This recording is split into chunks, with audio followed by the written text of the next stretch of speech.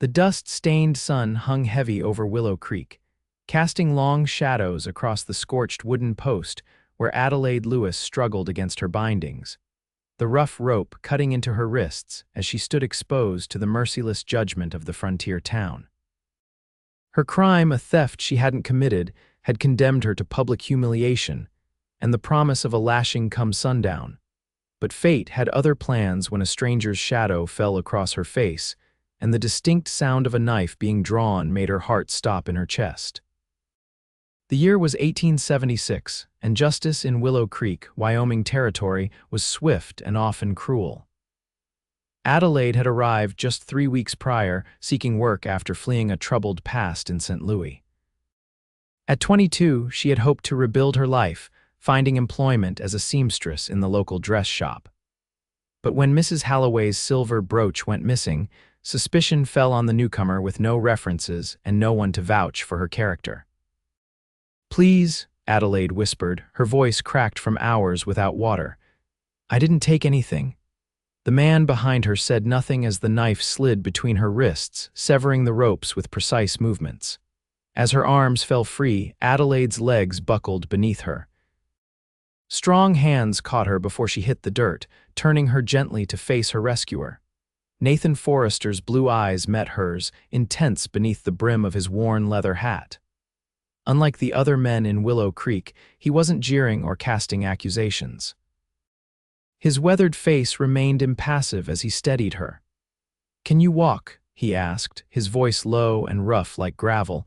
Adelaide nodded, though she wasn't certain her trembling legs would carry her. "They'll come after you for this," she warned, glancing nervously toward the saloon where most of the town had gathered for midday drinks. "Let them try."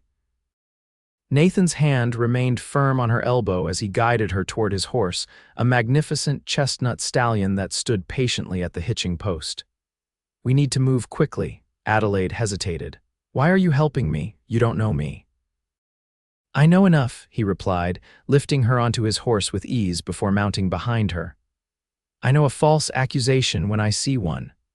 With a click of his tongue, the horse lurched forward, carrying them away from the town square and toward the open country beyond. Adelaide clung to the saddle horn, acutely aware of Nathan's solid presence behind her, his arms forming a protective barrier on either side as he held the reins. They rode in silence for nearly an hour, putting distance between themselves and Willow Creek. The Wyoming landscape stretched out before them, rolling hills giving way to rugged terrain as they climbed toward higher ground.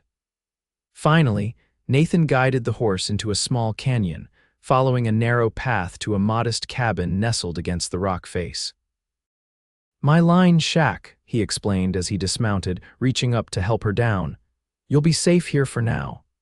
Adelaide's legs nearly gave out as her feet touched the ground, and Nathan caught her against his chest. For a moment, they stood frozen, her face inches from his, close enough that she could see the flecks of gold in his blue eyes and the tiny scar that cut through his left eyebrow. "Thank you," she whispered, suddenly aware of her disheveled appearance, her honey blonde hair falling from its pins, her dress dirty and torn at the hem. Nathan cleared his throat and stepped back. "There's water inside. You can clean up while I tend to Caesar."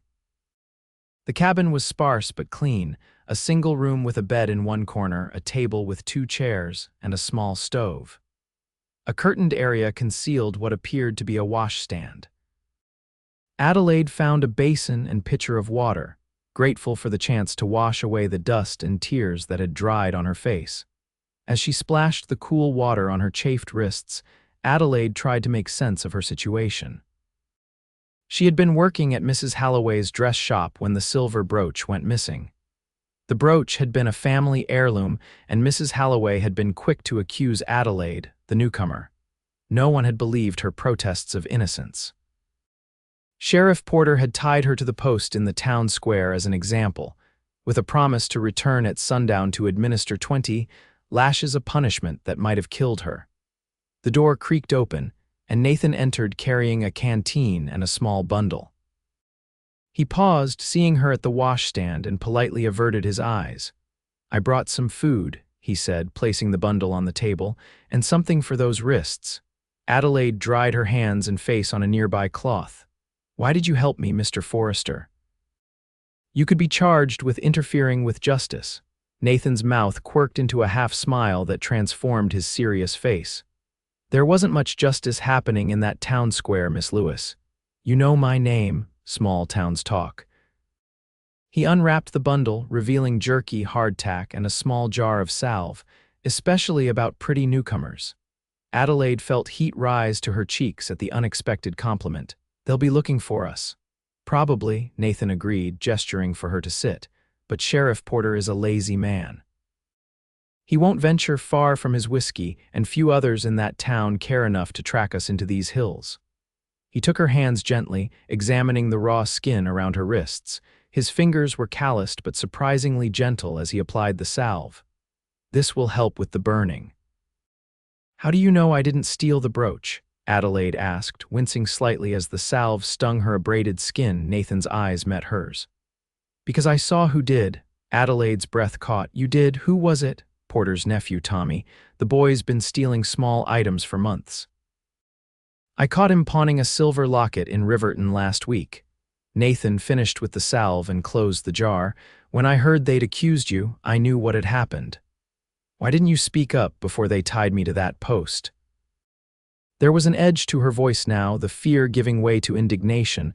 Nathan had the grace to look ashamed. I only returned to town an hour ago. I've been moving cattle to the high pastures for the past 3 days. He paused. I came as soon as I heard. Adelaide softened at his sincerity. What happens now? We wait, Nathan said, passing her a piece of jerky. Eat something, then get some rest. Tomorrow I'll ride to the county seat in Riverton and speak with Judge Harmon. He's a fair man. He'll listen to what I have to say about Tommy Porter. And me, am I to stay here alone? The thought of being left in the isolated cabin sent a ripple of anxiety through Adelaide. My ranch is just over that ridge, Nathan pointed through the small window. My foreman, Hank, will check on you. He's older than dirt and twice as ornery, but he's loyal. Adelaide chewed the tough jerky slowly, considering her options. She had no family to turn to, no friends in this territory. Her meager savings were still in her room at the boarding house in Willow Creek. She was, for all intents and purposes, at the mercy of this stranger. How do you know I won't run? She asked. Nathan raised an eyebrow. Where would you go? Besides, he added, his voice softening, I'm hoping you'll trust me enough to stay. There was something in his steady gaze that made Adelaide believe him. Perhaps it was desperation, or perhaps it was intuition, but she nodded. I'll stay. The relief on Nathan's face was evident. Good, try to get some rest. I'll sleep outside tonight. That's not necessary, Adelaide protested. I can't take your bed. You're not taking it, I'm offering it. His tone brooked no argument. You've had a difficult day, Miss Lewis. As Nathan moved to leave, Adelaide reached out impulsively, catching his hand. Adelaide, she said softly. Please call me Adelaide. His fingers tightened briefly around hers. Adelaide, he repeated, the name sounding different in his deep voice. I'm Nathan. After he left, Adelaide sat in the quiet cabin, listening to the sounds of Nathan moving around outside. Despite the danger and uncertainty of her situation, she felt safer than she had since arriving in Wyoming Territory.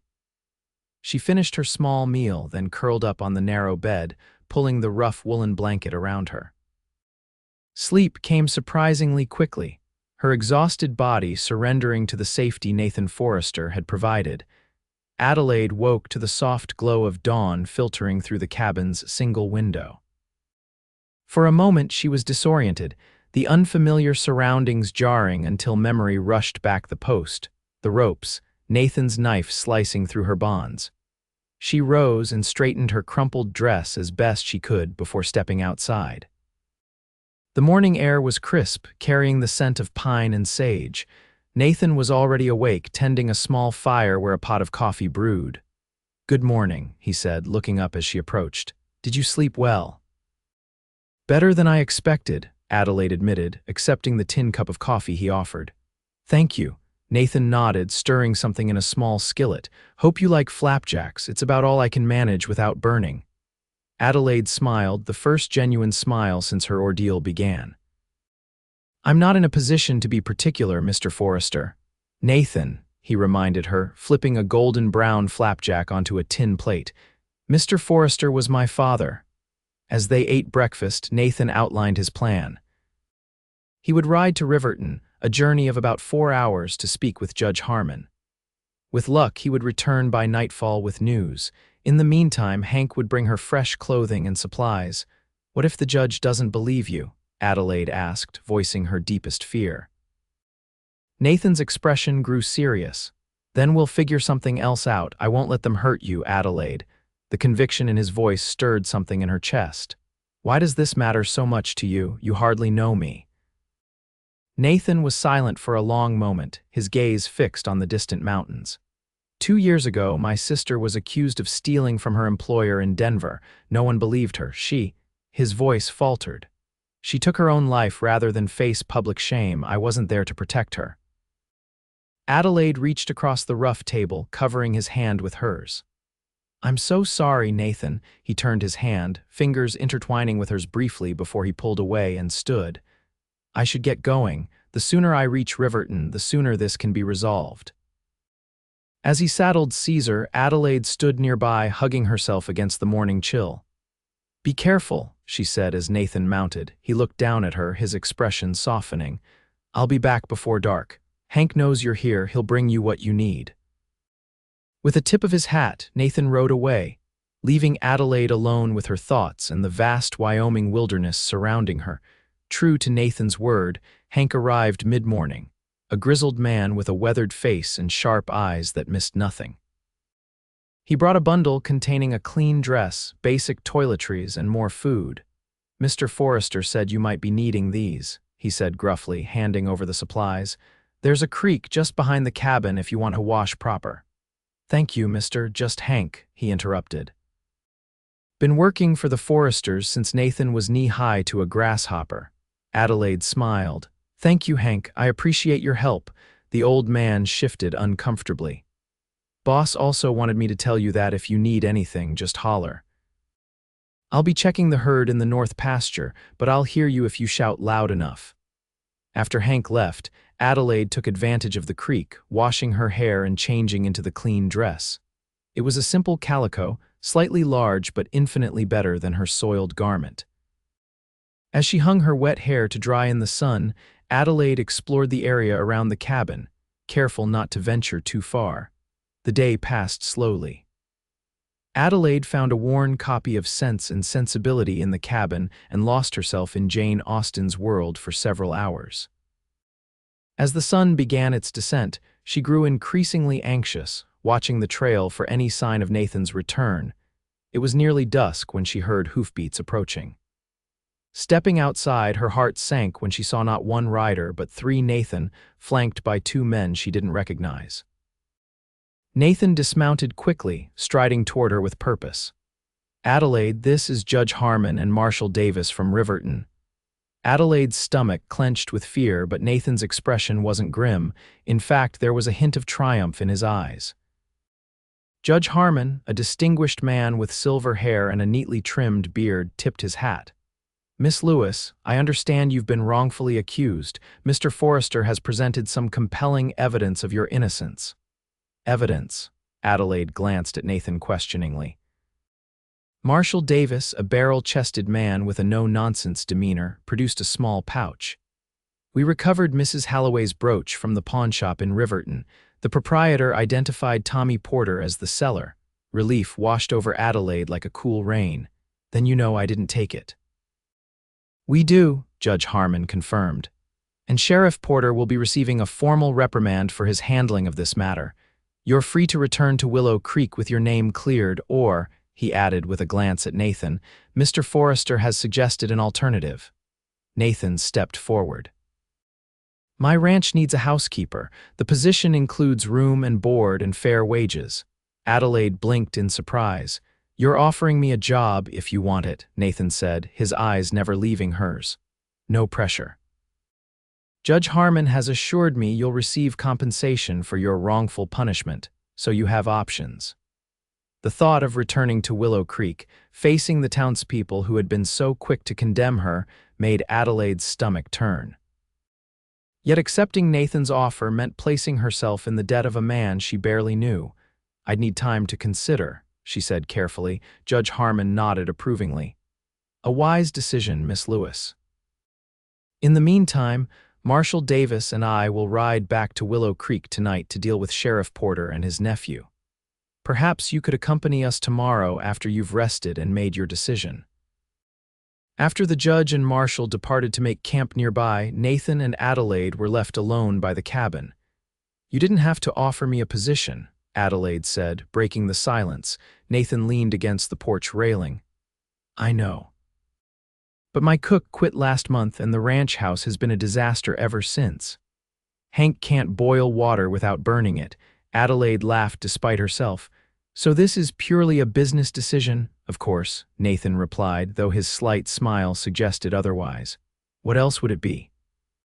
Their eyes met, and for a moment, the air between them seemed charged with unspoken possibilities. Adelaide looked away first, her cheeks warming. "I should prepare something for dinner," she said, moving toward the cabin door. "Adelaide," Nathan called softly, stopping her. "Whatever you decide, I want you to know that helping you wasn't just about my sister. From the moment I saw you in that town square, standing tall despite everything, I knew you were someone worth knowing." His words settled around her heart like a warm blanket. "Thank you for believing in me when no one else did." That night, as Adelaide lay in the cabin bed, Nathan insisting once again on sleeping outside despite her protests, she weighed her options. Returning to Willow Creek meant facing whispers and sidelong glances even with her name cleared. Starting fresh in Riverton or another town would require funds she didn't have. Nathan's offer presented a third path, one that both frightened and intrigued her. There was something about him that inspired trust, a steady strength that made her feel secure. And if she was being honest with herself, there was also an undeniable attraction pulling her toward him. By morning, Adelaide had made her decision. She found Nathan by the creek, washing up for the day. The sight of him, shirt sleeves rolled up to reveal strong forearms as he splashed water on his face, caused her heart to flutter unexpectedly. "I'll accept your offer," she said without preamble. Nathan straightened, water droplets clinging to his stubbled jaw. "You're sure?" "I don't want you to feel obligated. I'm sure," Adelaide nodded. "On one condition." "Name it." "If it doesn't work out for any reason, you'll help me get established elsewhere." She needed this safety net, this assurance that she wouldn't be trapped if things went poorly. Nathan dried his face with a bandana. "That's more than fair." He extended his hand. "Do we have an agreement, Miss Lewis?" Adelaide took his hand, noting how her smaller one disappeared in his grasp. "We do, Mr. Forrester." The ride to Nathan's ranch took just over an hour. As they crested the ridge he had pointed out earlier, Adelaide gasped at the view below. Nestled in a verdant valley was a sprawling ranch house, surrounded by several outbuildings, corrals, and pastures where cattle grazed. A stream wound through the property, and beyond it, mountains rose majestically against the sky. "Welcome to the Double F," Nathan said, pride evident in his voice. "My father started with just 50 acres and a dream. Now we run over 500 head of cattle on 2,000 acres.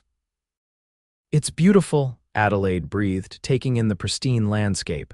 As they approached the ranch house, several ranch hands paused in their work to watch curiously. Hank emerged from the barn, nodding in greeting. "Boss, Miss Lewis." He tipped his hat. "I see you decided to take the position." "Word travels fast," Adelaide remarked. Nathan dismounted and helped her down. "Nothing stays secret for long on a ranch. Come, I'll show you the house." The Double F ranch house was larger than Adelaide had expected, a two-story structure built of solid timber, with a wide porch wrapping around three sides. Inside, it was spacious but showed clear signs of neglect. Dust had accumulated on furniture, dishes were stacked unwashed in the kitchen, and the floor needed a good sweeping. "As you can see," Nathan said with a sheepish expression, "we're in desperate need of your skills." Adelaide surveyed the room, already mentally organizing the tasks ahead. "I can have this put to rights within a week." Nathan showed her to a bedroom on the second floor, a pleasant space with a window overlooking the mountains. "This will be yours." Mine is at the end of the hall, and there are 2 spare rooms for guests, though we rarely have any. It's lovely, Adelaide said, genuinely pleased with the accommodations. The room was simply furnished with a bed, dresser, and small writing desk, but it was clean and far more comfortable than her rented room in Willow Creek had been. I'll leave you to settle in, Nathan said. Join me downstairs when you're ready and we can discuss your duties and wages. Alone in her new room, Adelaide sat on the edge of the bed, a sense of peace washing over her. For the first time since arriving in Wyoming Territory, she felt like she might have found a place where she belonged. Over the next few days, Adelaide threw herself into restoring order to the ranch house. She scrubbed floors, washed linens, polished furniture, and organized the kitchen. By the end of the week, the transformation was remarkable. The house gleamed with cleanliness, meals were served on time, and even the ranch hands commented on the improvement in the food. Nathan, for his part, seemed to find more reasons to be around the house than before. Adelaide would often look up from her work to find him watching her with an expression she couldn't quite decipher. One evening, as she served dinner a hearty beef stew with fresh baked bread, Nathan broke their comfortable silence. "The men are talking about you," he said, accepting a second helping. Adelaide paused. "Oh, what are they saying?" "That I should marry you before someone else snatches you up." Nathan's delivery was casual, but his eyes were intent on her face. "Apparently your cooking alone is worth a wedding ring." Adelaide nearly dropped the ladle. I hope you set them straight."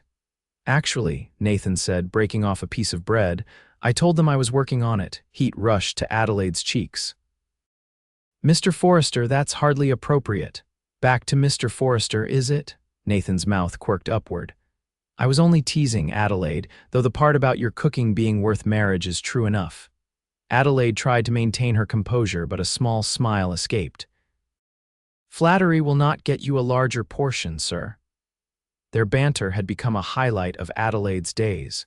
Nathan wasn't like the other men she had known. He listened when she spoke, valued her opinions, and never made her feel less for being a woman.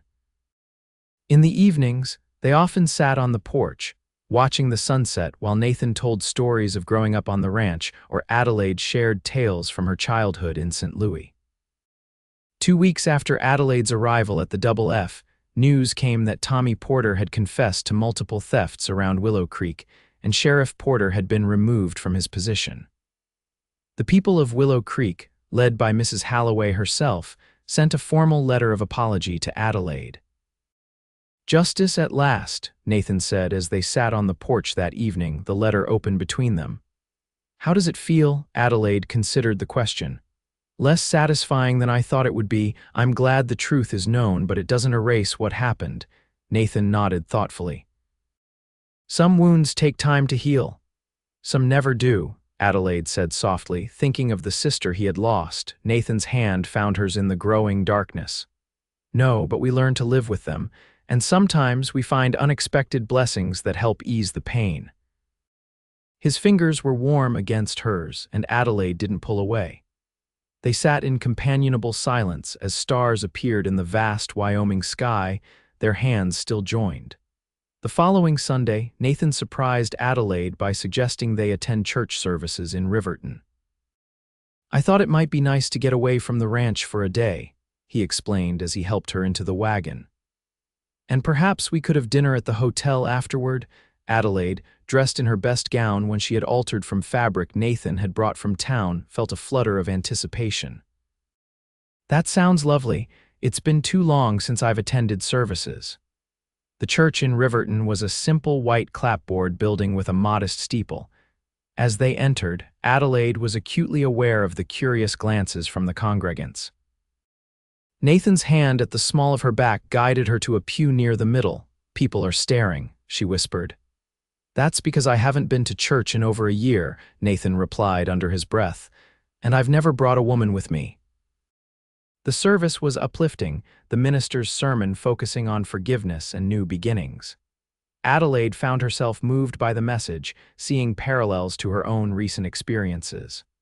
When the final hymn ended, several people approached to introduce themselves.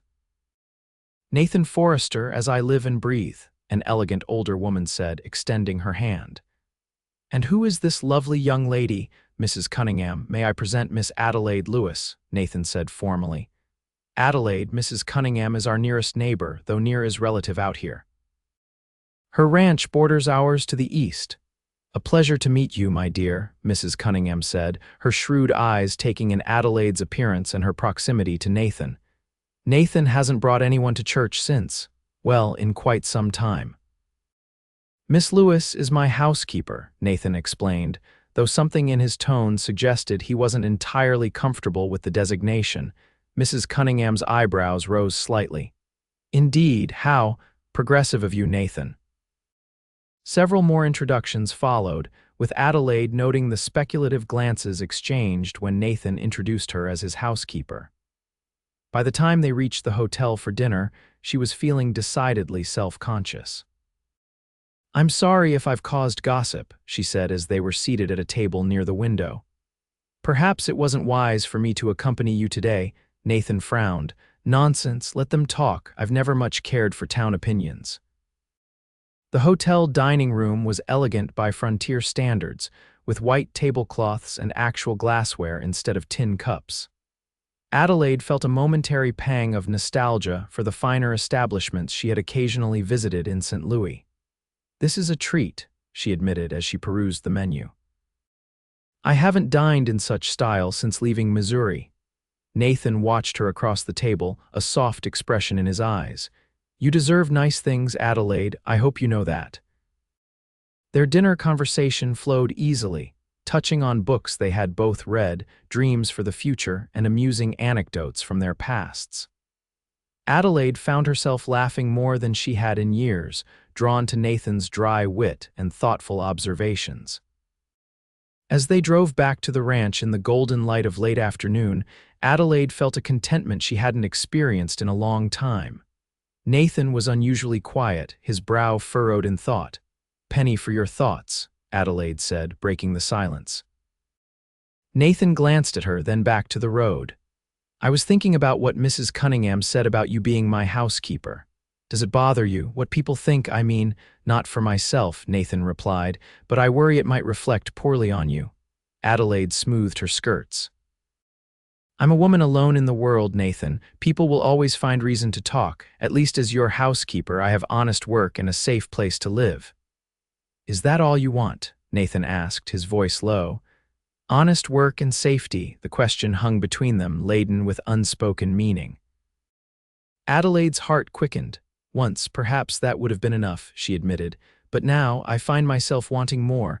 Nathan's hands tightened on the reins. "What more do you want, Adelaide?" She turned to look at him directly, summoning her courage. "I want to belong somewhere. To someone, I want a home that's truly mine, not just a place where I work."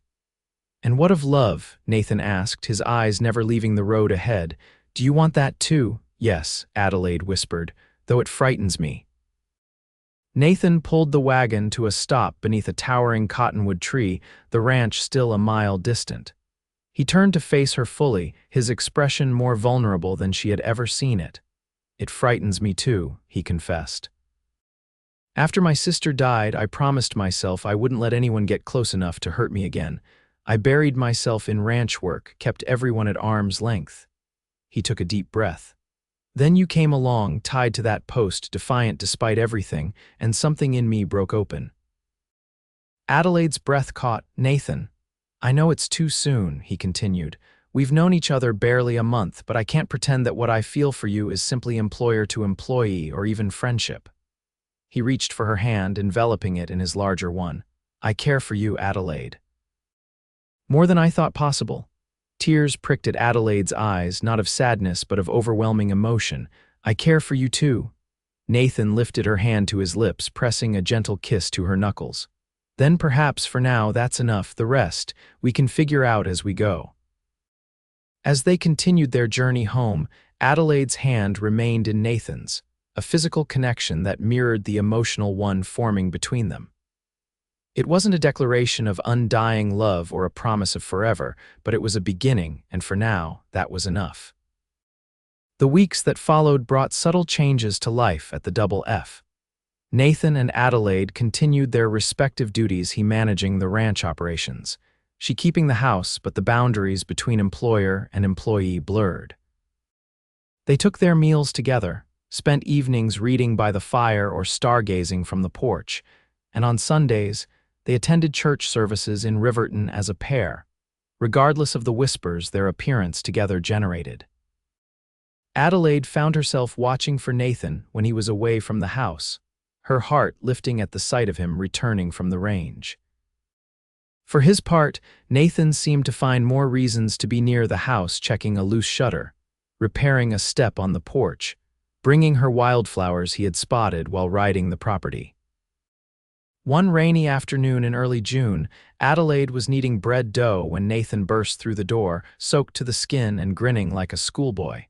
"Come quickly," he urged, water dripping from his hat onto the clean floor. "There's something you need to see." "Nathan Forrester, I just swept that floor," Adelaide protested, though she couldn't help smiling at his enthusiasm. "It'll wait," he insisted, grabbing her hand. "This won't." Curious despite herself, Adelaide allowed Nathan to lead her onto the porch. The rain had stopped, and a magnificent double rainbow arched across the sky, its colors vivid against the retreating storm clouds. "Oh," Adelaide breathed, awestruck by the natural spectacle. "It's beautiful." "My mother used to say rainbows were God's promises made visible," Nathan said softly, standing close behind her. She believed they were good omens. Adelaide turned to face him, struck by the tender expression in his eyes. "What do you believe they mean?" "Hope," Nathan answered simply. "And second chances." They stood together, watching as the rainbows slowly faded, the silence between them comfortable and charged with possibility. That evening, as they sat before the fire after dinner, Nathan broached a subject that had been on his mind. "The summer social is coming up in Riverton," he said, carefully casual. "It's quite the event, dancing, food, music, the whole county turns out for it."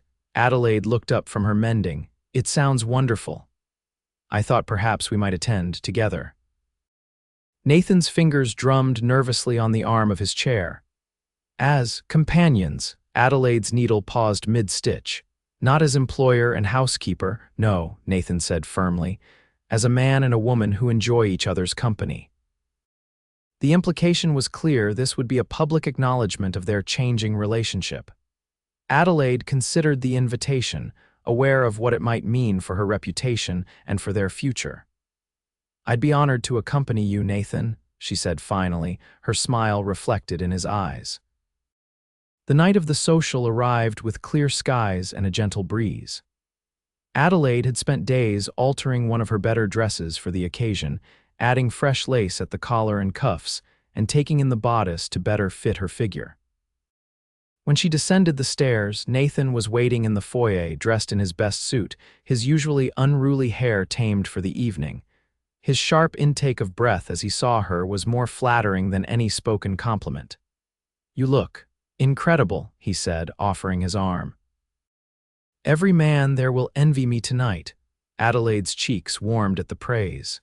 "And every woman will wonder what spell I've cast on Wyoming's most eligible rancher." The Riverton Town Hall had been transformed for the social, with paper lanterns hanging from the rafters and wildflowers adorning every table.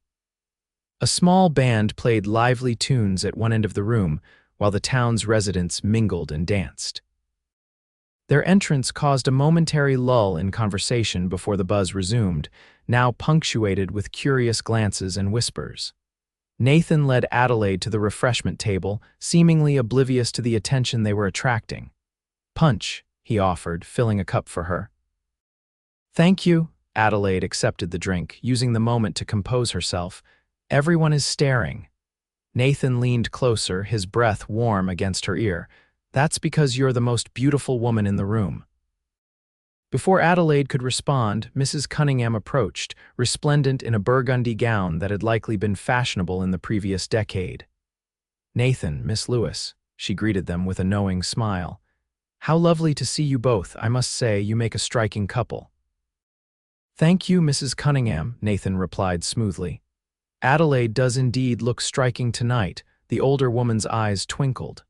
Such gallantry, my dear, she addressed Adelaide directly. You must save a dance for my nephew, Arthur. He's visiting from Denver and could use some pleasant company. As Mrs. Cunningham moved away, Nathan's expression darkened slightly. You don't have to dance with Arthur if you don't wish to. Adelaide suppressed a smile at the hint of jealousy in his tone. It would be rude to refuse. But I hope you'll claim most of my dances tonight. Count on it, Nathan murmured, his mood lightening. The evening progressed pleasantly, with Adelaide and Nathan sharing several dances. He moved with surprising grace for a man who spent most of his days on horseback, leading her confidently through waltzes and reels. During one particularly lively number, he pulled her closer than propriety strictly allowed, his hand warm at the small of her back. People will talk, Adelaide warned, though she made no effort to increase the distance between them. Let them, Nathan replied, his eyes never leaving hers.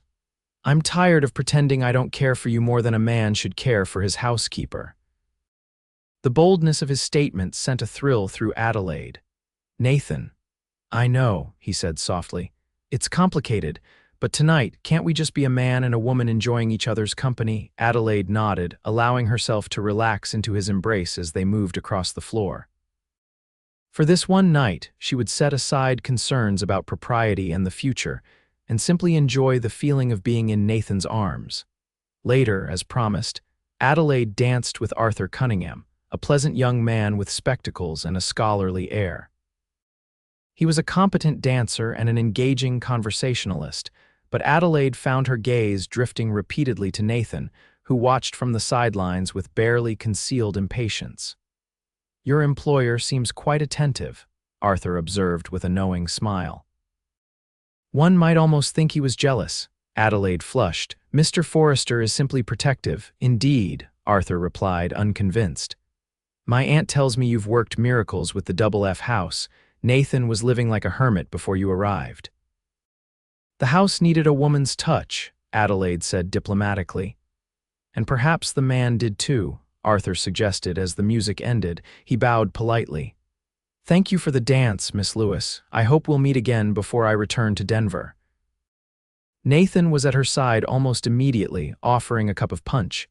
Enjoying yourself, he asked, his tone carefully neutral. Very much, Adelaide replied, though I find I prefer dancing with you. The admission brought a smile to Nathan's face. In that case, may I have the honor of the next dance? As the evening wore on, Adelaide noticed several young women casting envious glances her way.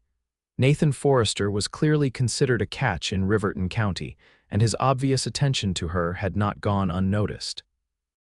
One particularly bold young woman, introduced as Miss Evelyn Hayes, daughter of the bank president, made a point of interrupting Adelaide and Nathan's conversation. Mr. Forrester, she simpered, batting long lashes, you promised me a dance months ago at the Christmas social, and I've yet to collect. Nathan looked momentarily trapped, then nodded stiffly. Of course, Miss Hayes, if you'll excuse me, Adelaide. Adelaide smiled graciously, though she felt a twinge of something that might have been jealousy as she watched Nathan lead the beautiful blonde onto the dance floor.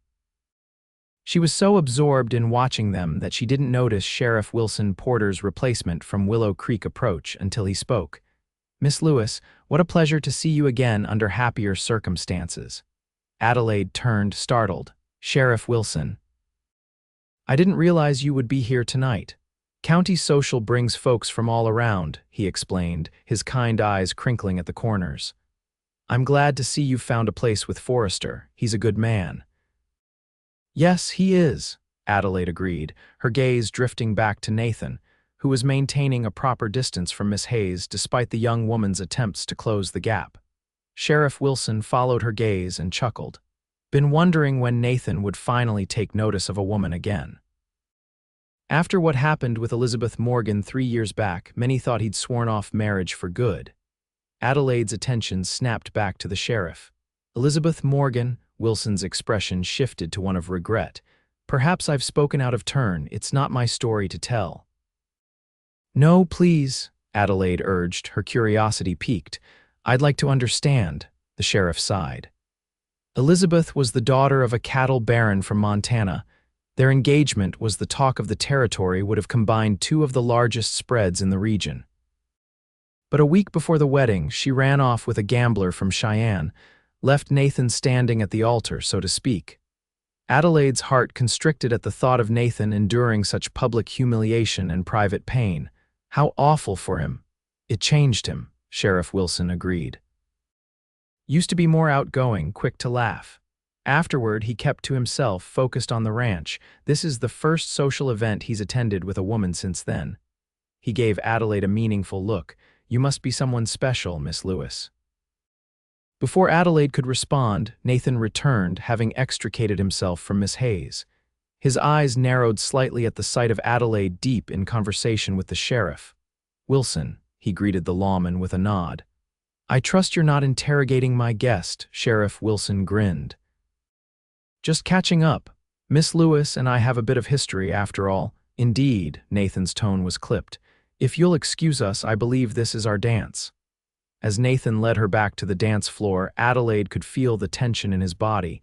Is everything all right? She asked.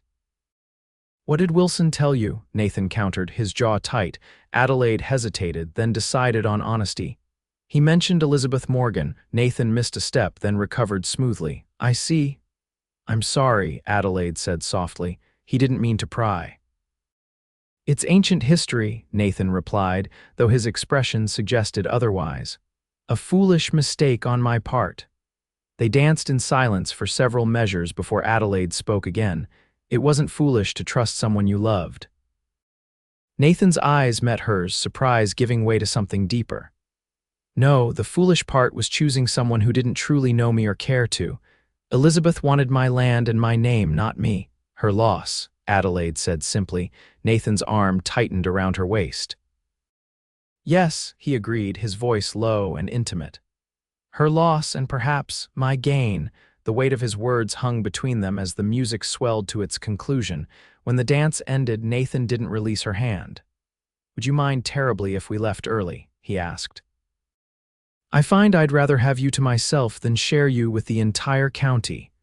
Adelaide's pulse quickened at the intensity in his gaze. I wouldn't mind at all. The ride back to the Double F was quiet, the night air cool against Adelaide's flushed skin. Stars carpeted the vast Wyoming sky, and a nearly full moon illuminated the landscape in silver light. Nathan drove the wagon with one hand, the other resting on the seat between them, occasionally brushing against Adelaide's skirts. When they reached the ranch, Nathan helped her down from the wagon, his hands lingering at her waist longer than necessary. Rather than entering the house immediately, they stood in the yard, reluctant to end the evening. I had a wonderful time tonight, Adelaide said, breaking the silence. As did I, Nathan replied, taking a step closer. Though I found myself counting the minutes until we could leave. Adelaide's breath caught at his proximity. Oh, was the company so tedious? On the contrary, Nathan murmured, reaching up to brush a strand of hair from her face. I simply wanted you all to myself, without 200 pairs of eyes watching our every move. His fingers traced the curve of her cheek, leaving a trail of warmth in their wake. Adelaide closed her eyes, leaning into his touch. Nathan, she whispered, his name a question and an invitation. He answered by lowering his head, his lips meeting hers in a kiss so gentle it nearly broke her heart. Adelaide's hands moved to his shoulders, steadying herself as the world seemed to shift beneath her feet. Nathan's arms encircled her waist, drawing her closer as the kiss deepened, becoming something more urgent, more honest. When they finally parted, both breathing heavily, Nathan rested his forehead against hers. I've wanted to do that since the moment I cut you free from that post, he admitted. Adelaide smiled, her fingers tracing the line of his jaw. I'm glad you waited. It means more now, knowing who you are, who we are together. Nathan captured her hand, pressing a kiss to her palm. And who are we, Adelaide? Two people who found each other against all odds, she replied softly. Two people who might build something beautiful together if given the chance. Nathan's eyes, silver in the moonlight, held hers. I'd like that chance if you're willing. Adelaide's answer was to rise on tiptoe and press her lips to his once more, sealing their unspoken promise beneath the Wyoming stars. Summer blossomed across the double F, bringing long, sun-drenched days and short, velvet nights. Adelaide and Nathan fell into a new rhythm, their relationship evolving beyond employer and employee into something deeper and more meaningful. Though Adelaide continued her duties as housekeeper, subtle changes marked their shifting dynamic. Nathan's lingering touches as he passed her in the hallway, shared laughter over private jokes, stolen kisses in the kitchen when they thought no one was looking.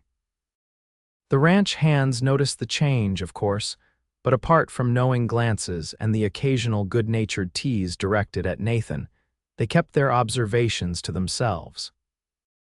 Hank, ever loyal, seemed particularly pleased by the development, going so far as to remark that the boss finally found himself a good woman. On a particularly sweltering July afternoon, Nathan surprised Adelaide by appearing at the kitchen door in the middle of the day, a picnic basket in hand. "I thought we might escape the heat," he said, nodding toward the distant tree line. "There's a swimming hole in the creek that feeds the north pasture, cool water, shade, and privacy." Adelaide wiped flour-covered hands on her apron. "Now, I'm in the middle of making pies for supper." "The pies can wait," Nathan insisted, his smile coaxing. "It's too hot to bake anyway. Come cool off with me." The idea was tempting. The kitchen was stifling despite the open windows, and Adelaide's dress clung uncomfortably to her damp skin. Still, she hesitated. "It wouldn't be proper," she protested weakly. Nathan's eyes twinkled with mischief. "Who's to know? Besides, I packed a spare shirt for you to swim in. You'll be decent enough." Adelaide's resolve wavered. "You've thought of everything, haven't you?" "I try," Nathan admitted, holding out his hand. "Come away with me, Adelaide, just for the afternoon." Unable to resist his enthusiasm or the prospect of cool water on such a scorching day, Adelaide relented. "Give me 5 minutes to change." The swimming hole was even more idyllic than Nathan had described, a deep, clear pool in the creek, shaded by towering cottonwoods and willows that provided perfect privacy. Flowering bushes scented the air, and a small sandy beach offered an ideal spot for their picnic. "It's paradise," Adelaide breathed, taking in the tranquil scene. Nathan set down the basket and spread a blanket on the sand. "My father brought me here when I was a boy, said it was his and my mother's special place." He glanced at Adelaide, a hint of vulnerability in his expression. "I've never brought anyone else here before." The significance of his admission wasn't lost on Adelaide. She reached for his hand, squeezing it gently. "Thank you for sharing it with me." Nathan's answering smile warmed her more than the summer sun. "Wait here," he said, handing her the promised shirt. "I'll go behind those trees to change. You can use these bushes for privacy." When Nathan returned, wearing only his trousers rolled up to his knees, Adelaide felt her mouth go dry. She had seen glimpses of his bare chest before when he washed up on the porch or worked shirtless in the yard on particularly hot days, but never this close. Never with the leisure to admire the broad shoulders, the defined muscles, the scattering of dark hair that narrowed to a line disappearing beneath his waistband. Her own attire, Nathan's shirt hanging to mid-thigh over her thin chemise, her hair hastily pinned up, suddenly seemed scandalously inadequate. If Nathan noticed her discomfort, he gave no sign, instead wading into the water with a contented sigh. "Perfect temperature. Come in, Adelaide." "The water feels wonderful." Setting aside her modesty, Adelaide followed him into the creek. The cool water was indeed blissful against her heated skin, and she gasped with pleasure as she waded deeper. "Careful of the drop-off," Nathan warned, pointing to where the creek bed suddenly plunged. "It gets deep quickly." Adelaide paused, water lapping at her waist. "I'm not much of a swimmer," she admitted. Nathan moved closer, his hands settling lightly on her hips. "I won't let you go under. Do you trust me?" "Yes," Adelaide answered without hesitation, the truth of it resonating in her chest. With Nathan's support, Adelaide floated on her back, gazing up at the pattern of leaves and sky above them. The water cradled her body, washing away the heat and tension of the day. Nathan remained close, one hand beneath her back, the other loosely holding hers. "This is heavenly," she murmured, closing her eyes against the dappled sunlight. Yes, it is, Nathan agreed, though when Adelaide opened her eyes, she found him watching her rather than the scenery. Later, they spread their picnic on the blanket cold chicken, bread, cheese, and early peaches from the tree behind the ranch house. They ate with the hearty appetite that comes from swimming, talking easily about the ranch, the upcoming harvest, and plans for the fall cattle drive. I'll be gone for nearly 3 weeks, Nathan said, his expression growing serious. I've never minded the time away before, but now. He reached out to brush a crumb from the corner of Adelaide's mouth. Now I find I don't want to leave what's waiting for me at home. The simple statement, more than any flowery declaration, touched Adelaide deeply. I'll be here when you return, she promised. Though the house will feel empty without you, Nathan's hand found hers on the blanket. I've been thinking about that about you, about us, about what happens next. Adelaide's heart quickened. Oh, I care for you, Adelaide, more than I've ever cared for anyone. Nathan's voice was steady, his eyes holding hers. These past months have been the happiest of my life. For me as well, Adelaide admitted softly. Nathan shifted closer, taking both her hands in his. I don't want you to be my housekeeper anymore. Adelaide's breath caught, uncertainty flashing through her. I see. No, you don't, Nathan said quickly, squeezing her hands. I want you to be my wife. Time seemed to stop as Adelaide processed his words. Your wife? Yes, Nathan nodded, his expression earnest. I love you, Adelaide. I think I've loved you since that first day when you stood tall despite everything that had happened to you. I want to build a life with you, a family, if you'll have me. Tears welled in Adelaide's eyes, blurring her vision. Nathan. I know it might seem sudden, he continued, a hint of nervousness creeping into his voice, and I understand if you need time to consider. But I wanted you to know how I feel before I leave for the cattle drive. I wanted you to know that you have a home at the Double F, not as my employee, but as my partner, my equal, my love. Adelaide freed one hand to cup his cheek, her heart so full it threatened to overflow. Yes, she whispered. Nathan blinked. Yes, I'll marry you, Adelaide clarified, a smile breaking through her tears. I love you too, Nathan. I have for some time now. Joy spread across Nathan's face, transforming his features. He pulled her into his arms, his lips finding hers in a kiss that spoke of promises and passion and a future stretching out before them. Adelaide's arms wound around his neck, holding him close as she poured everything she felt into their embrace. When they finally parted, breathless and laughing, Nathan pressed his forehead to hers. How soon can you be my wife? Adelaide laughed at his eagerness. The cattle drive leaves in 2 weeks, doesn't it? That hardly leaves time for proper preparations. When I return then, Nathan decided. The first Saturday after I get back, we'll be married in the church in Riverton with everyone we know in attendance. So sure I won't change my mind while you're away, Adelaide teased. Nathan's expression grew serious. I'm sure of you, Adelaide. More sure than I've ever been of anything. The conviction in his voice humbled her. Then yes, the first Saturday after you return, I'll be waiting at the altar. Nathan sealed their agreement with another kiss, this one deeper and more demanding than before. Adelaide responded in kind, her body molding to his as they sank back onto the blanket.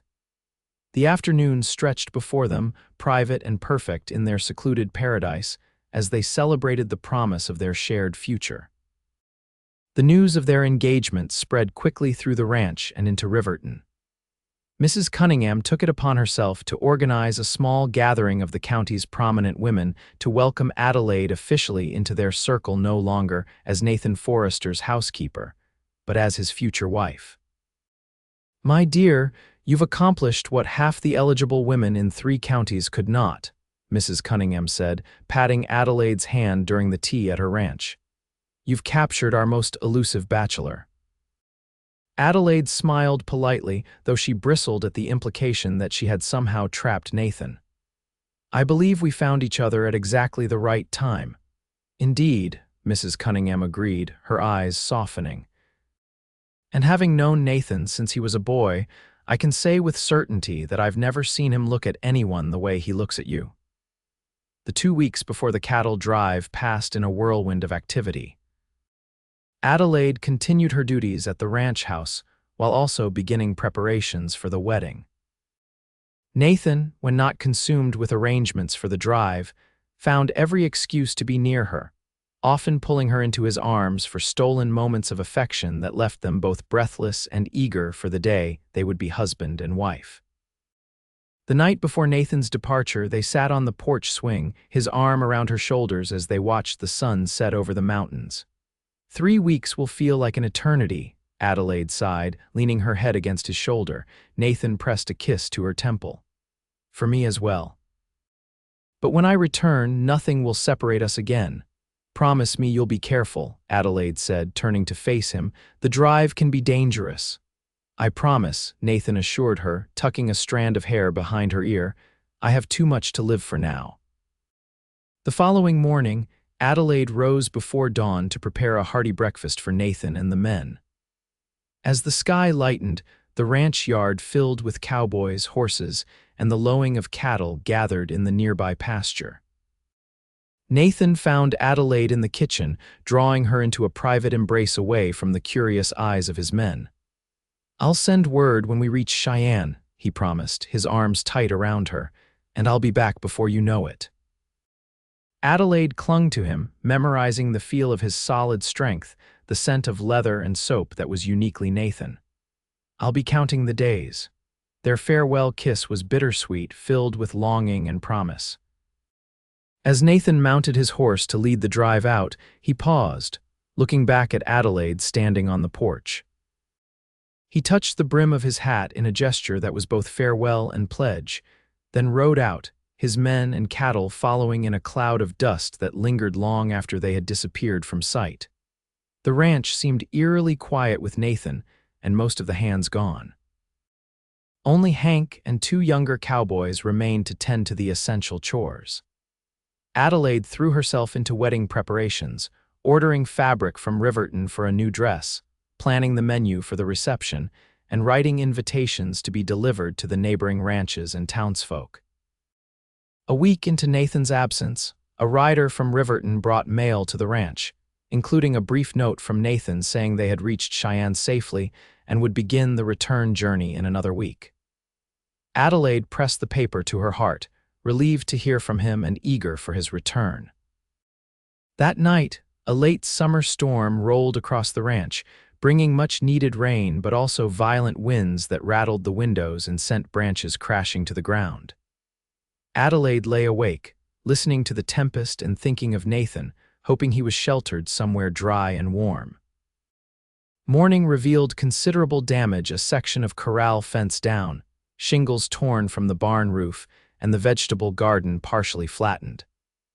Adelaide joined Hank and the others in beginning repairs, determined that everything would be in order when Nathan returned. As she and Hank worked to straighten the fallen fence posts, the old foreman regarded her with newfound respect. "Boss chose well," he commented gruffly. "You've got grit, Miss Adelaide." Coming from the taciturn Hank, it was high praise indeed. Adelaide smiled, driving a nail into the wood with perhaps more force than necessary. "Thank you, Hank. That means a lot to me." 2 days later, while Adelaide was in town selecting final touches for her wedding dress, she encountered Evelyn Hayes outside the general store. The banker's daughter barely concealed her disdain as she looked Adelaide up and down. "Miss Lewis," she greeted coolly. "Shopping for your wedding, I hear?" "Yes," Adelaide replied, determined to be polite despite the other woman's obvious hostility.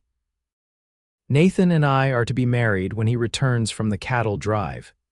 Evelyn's perfect features arranged themselves into a condescending smile. "How charming, from housekeeper to mistress of the Double F in just a few months, quite the elevation in status." The implication stung, but Adelaide refused to show it. "Nathan and I love each other, Miss Hayes. Status has nothing to do with it." "Of course," Evelyn agreed, her tone suggesting otherwise, though one does wonder if he's simply settling. After Elizabeth's betrayal, perhaps he's chosen someone who won't have other options. Adelaide's temper flared, but she kept her composure. "I believe Nathan has chosen someone who loves him for himself, not for his ranch or his standing in the community. Good day, Miss Hayes." As Adelaide walked away, head held high, she couldn't help but wonder if others shared Evelyn's assessment that Nathan was settling for someone beneath his station, someone who should be grateful for the opportunity. The thought nagged at her as she completed her errands and returned to the ranch. That evening, unable to sleep, Adelaide wandered onto the porch. The storm had cleared the air, leaving the night crisp and star-filled. She wrapped her shawl tighter against the chill, thinking of Nathan's imminent return and their wedding just days away. Was she truly worthy of him? Of this life? Or was Evelyn right? Was Nathan settling for someone who wouldn't leave him as Elizabeth had trouble sleeping?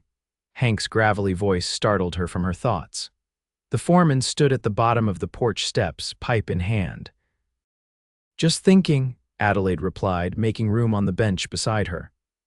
"Join me," Hank hesitated, then climbed the steps, settling his lanky frame next to hers. For several minutes they sat in companionable silence, Hank puffing on his pipe, Adelaide lost in her thoughts. "Known the boss most of his life," Hank said suddenly. "Watched him grow from a headstrong boy to a fine man, seen him happy, seen him laid low." Adelaide glanced at the old cowboy, surprised by the unexpected conversation. "You care for him a great deal." "Like he was my own," Hank agreed. "Which is why I'm glad he found you. Even though I'm just a seamstress, a housekeeper," Adelaide couldn't keep the edge from her voice. Hank gave her a shrewd look. "That Hayes girl got under your skin, did she?" Adelaide's eyes widened. "How did you small town?" Hank shrugged. "Word travels, but listen here, Miss Adelaide. I've known Nathan Forrester since he was knee-high, and I ain't never seen him look at a woman, not even Elizabeth Morgan, the way he looks at you." "And how is that?" Adelaide asked softly. "Like you hung the moon and stars," Hank replied simply.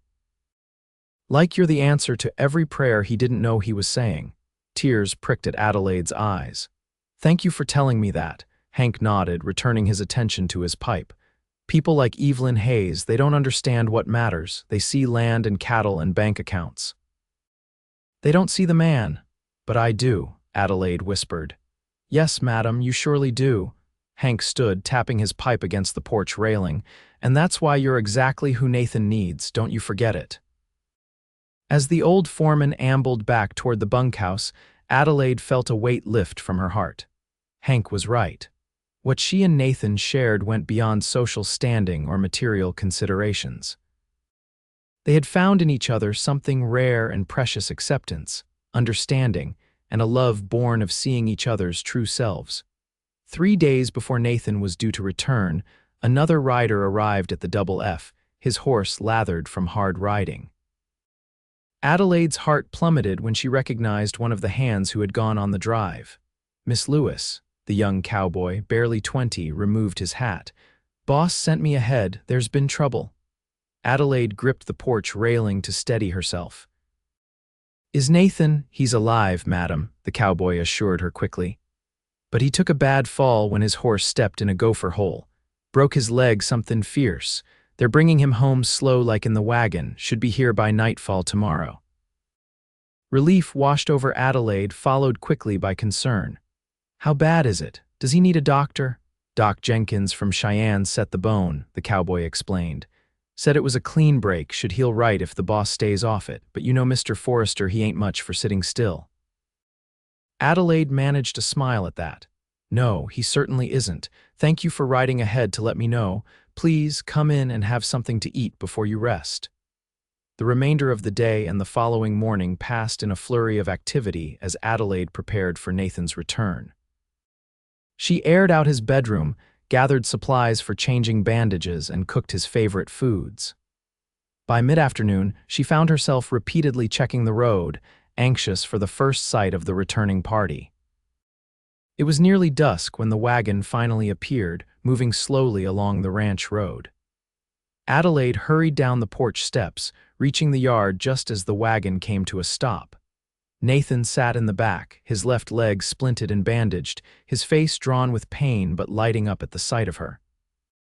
"I leave for 3 weeks and look what happens," Adelaide chided gently, climbing into the wagon beside him.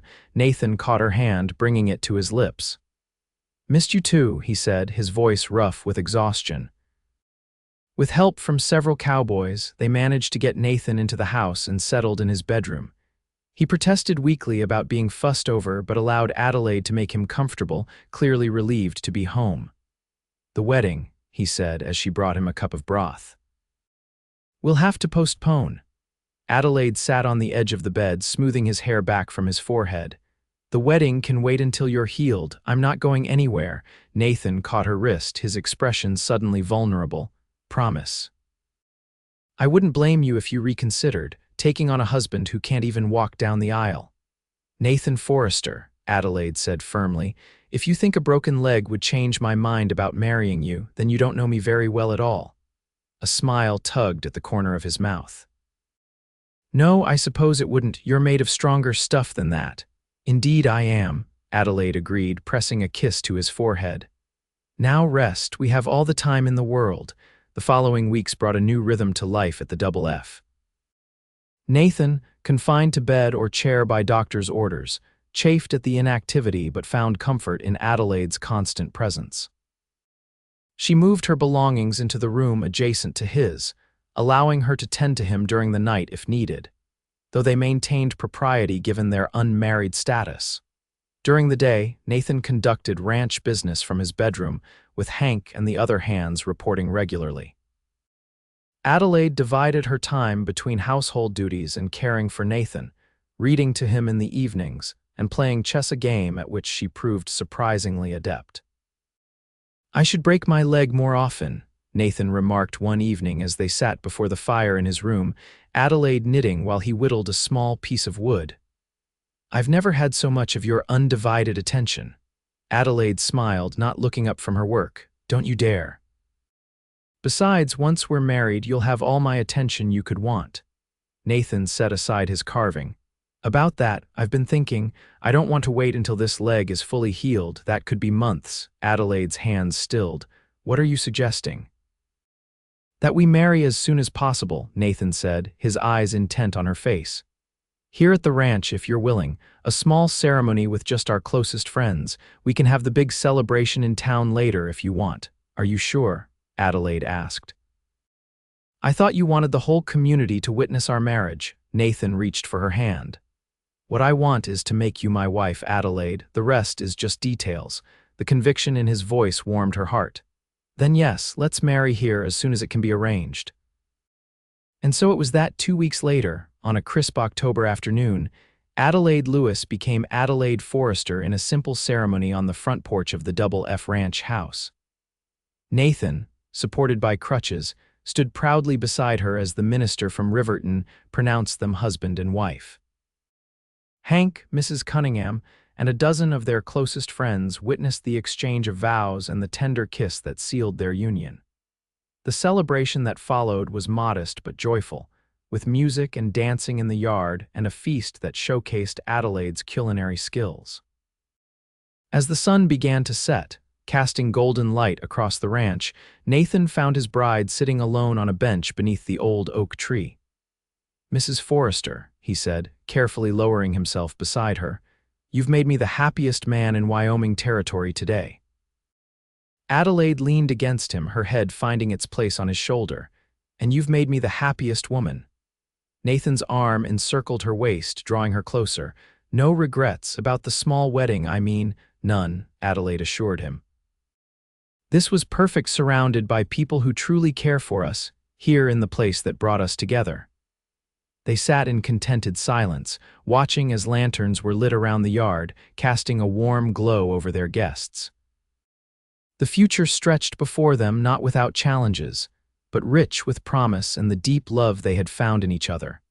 Later that night, after their guests had departed and the ranch had grown quiet, Nathan and Adelaide stood in the doorway of the master bedroom, now their shared room. Despite his injury, Nathan insisted on carrying his bride across the threshold, a gesture that brought tears to Adelaide's eyes. "Welcome home, Mrs. Forrester," he whispered, setting her gently on her feet, "for now and always." Adelaide's arms wound around his neck, her heart so full it threatened to overflow. "For now and always," she echoed, reaching up to claim her husband's kiss in the sanctuary of their home. 2 years later, Adelaide stood on the porch of the Double F, watching as Nathan taught their 11-month-old daughter, Grace, to pet a gentle foal. The spring sunshine gilded their matching dark heads, the sight bringing a smile to Adelaide's lips and warmth to her heart. So much had changed since that fateful day in Willow Creek when a stranger had cut her bonds and held her close. What had begun as an act of justice had blossomed into a love deeper and more fulfilling than Adelaide could have imagined. The Double F had flourished under their joint care, expanding its operations and reputation throughout the territory. Their home had become known for its hospitality, with friends and neighbors gathering frequently for dinners and celebrations. As if sensing her thoughts, Nathan looked up, catching Adelaide's eye across the yard. His smile, still capable of making her heart skip after all this time, widened as he lifted Grace into his arms and made his way toward the porch. "Mama's watching us," he told the toddler, who gurgled happily and reached pudgy arms toward Adelaide. Adelaide took her daughter, pressing a kiss to the child's soft cheek. "She's getting heavier by the day." "Strong like her mother," Nathan observed, leaning in to claim a kiss of his own. Adelaide smiled against his lips. "Stubborn like her father." Nathan's arm slipped around her waist, drawing her against his side as they stood together on the porch of the home they had built with love. "Any regrets?" He asked softly, a question he still posed occasionally, as if reassuring himself of their shared happiness. Adelaide looked up at him, this man who had saved her in more ways than one, and shook her head. "Not a single one," she answered truthfully. "Every step, every choice led me here to you, to Grace, to this life we've created together." Nathan's eyes, warm with love, held hers. "From the moment I saw you bound to that post, something in me knew. Even then, something in me recognized you as mine." Adelaide thought back to that day, the fear, the humiliation, the despair that had engulfed her.